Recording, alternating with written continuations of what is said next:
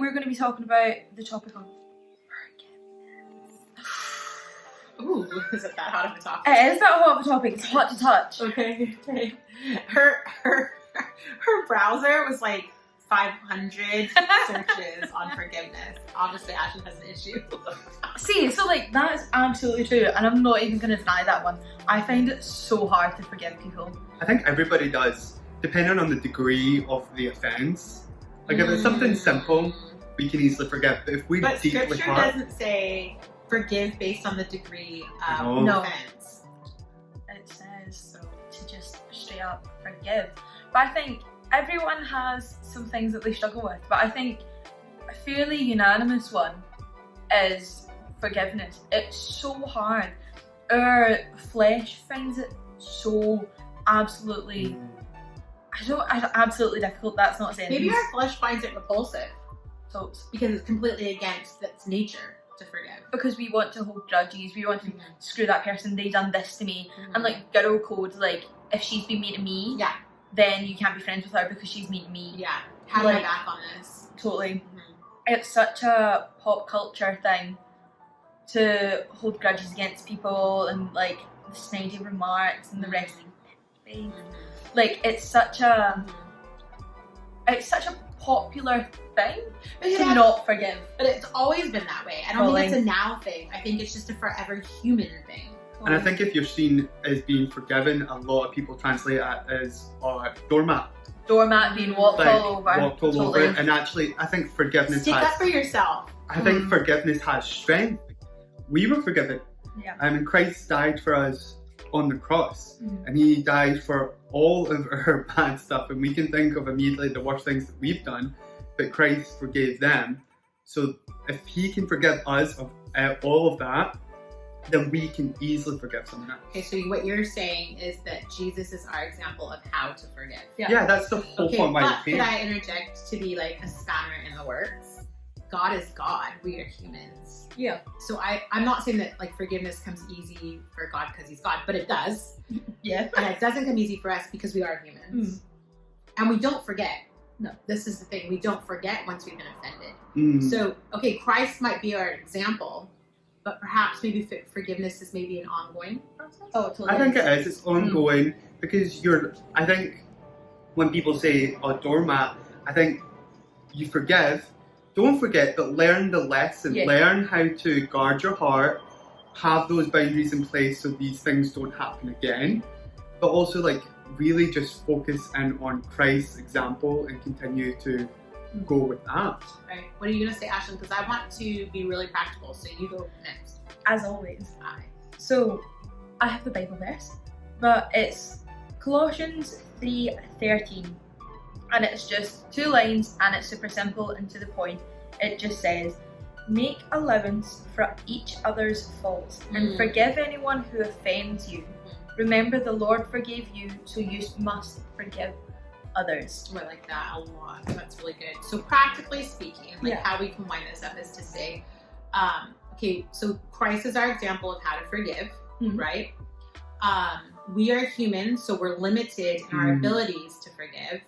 So really we need a supernatural work by the Holy Spirit because forgiveness, some forgiveness comes very easy and some is very difficult. Like for instance, if someone lies about you and says something about you that isn't true, that's an offense to who you are as a person. So that might take a long time to get over as opposed to somebody bumped you on the bus, that should be easy to get over, right?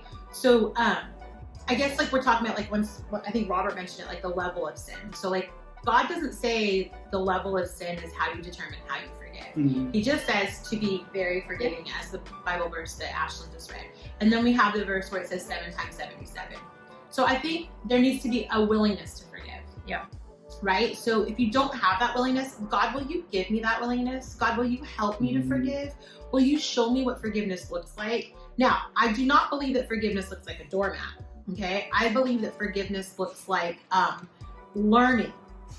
So the healing work that God does in you to help you to forgive an offense is one thing, but then you learn from that and you grow wiser. How did that happen? Did I put myself in a vulnerable position where someone could do something that I keep letting people do. Like, am I letting somebody keep doing something? For instance, I'll give you an example.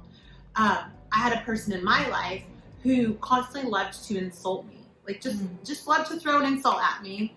And at first it was like, that was insulting. And I would let it go. And I let it go for a lot. And then it got to a point where the insults became very cutting and rude. And then I realized, oh, like, this person's actually mean. Yeah. And so when I would bring that up to my husband for advice, he'd be like, why don't you just speak the truth to him in love and say, like, listen. And I'm like, I feel like there's been so much offense. Like, all the offense came flooding back to me over the years. And then I felt really angry, quite taken advantage of, vulnerable. And all that emotion was present, which I think, like, really put on a stop on the forgiveness, because all my emotion came to the surface. But then as I let God heal that, and then God showed me, like, why did you let somebody speak to you like that? Why did you let that continue on for so long? What made you allow that? And then once I looked at that, I was like, oh, I'm learning from this. So really, my forgiveness for that person came from taking that to the cross. I didn't have to go to them and go, I forgive you for every offense that you've ever done. It's a personal thing. Yeah, it was totally between me and the Lord. However, when that person decided to insult me again, I did very nicely go, what's that about? Like, what are you doing? Like, what's going on? So sometimes it's just like a really internal healing work between you and the Lord. And you take it to the cross. Don't be a victim and don't be vulnerable. But that doesn't mean like you have to fight all the time. Like, there's a balance in what we're saying.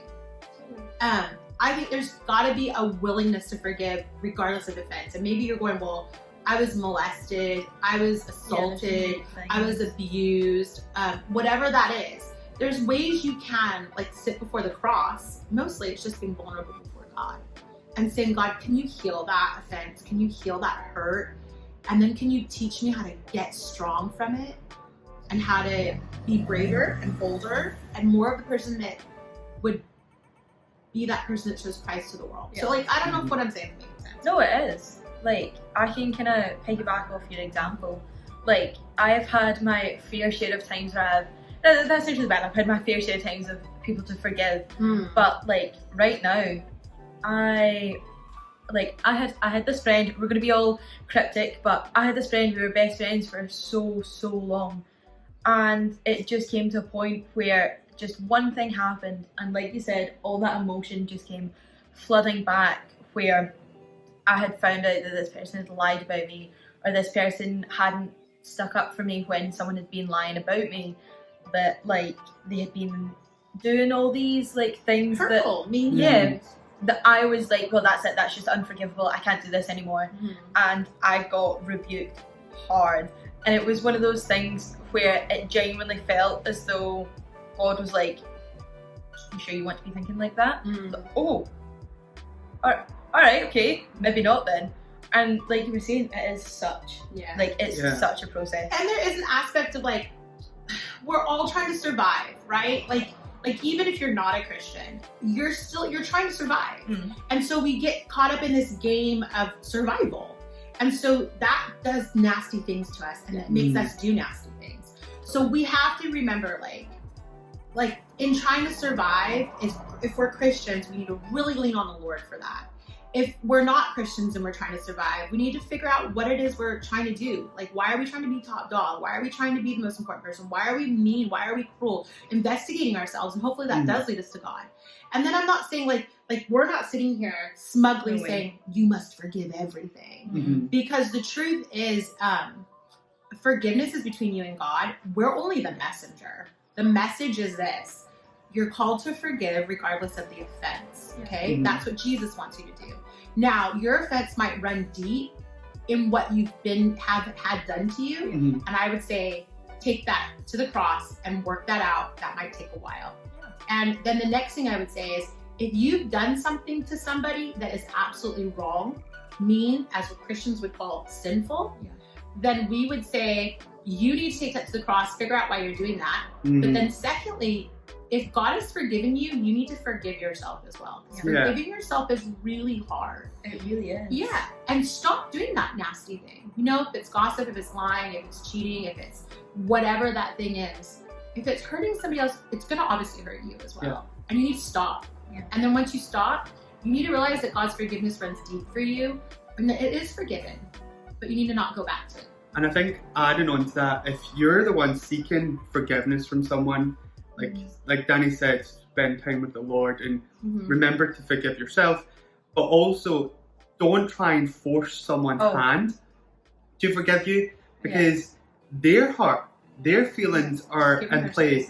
Give them time, give them space, but more importantly, show that you've actually changed. Yeah. Show that your actions focus, as Danny said, focus on yourself with God to ensure that that behaviour in yourself won't happen again, so then they can learn to trust you.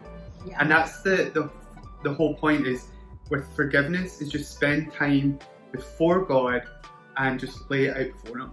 Absolutely. So I think that might be it. Mm-hmm. I think it's, I was going to say it's basic.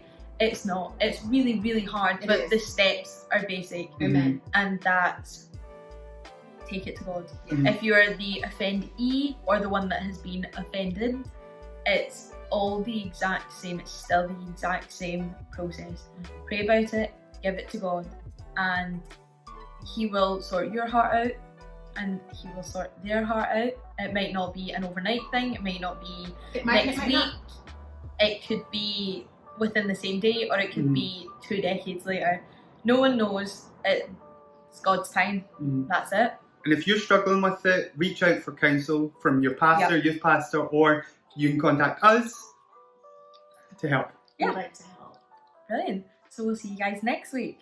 Bye. Bye.